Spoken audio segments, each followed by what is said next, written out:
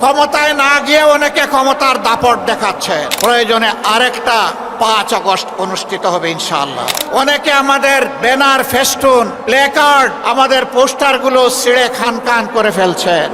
জনগণ আজকে আর গাছের পোস্টার, লাইট পোস্টের পোস্টার, রাস্তার উপর দড়ি দিয়ে সাঁটানো পোস্টার দেখে সিদ্ধান্ত নেয় না।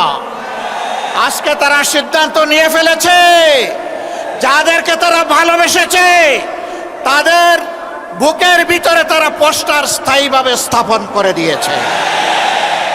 কিছু দল এবং ব্যক্তি বাংলাদেশকে দফায় দফায় তারা দুর্নীতিতে চ্যাম্পিয়ন করে বিশ্বের দরবারে অপমানিত করেছেন।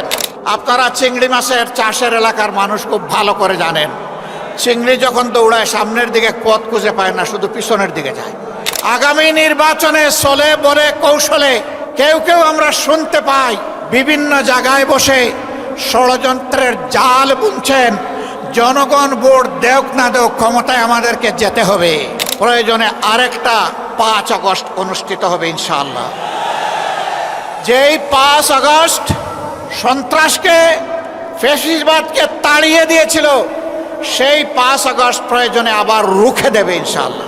আগামীতে তোমাদের ভোট নিয়ে কেউ ছিনিমিনি খেলুক, কেউ চুরি করুক, কেউ তোমাদের ভোট হাইজ্যাক করুক, তোমরা কি তা বরদাস্ত করবে?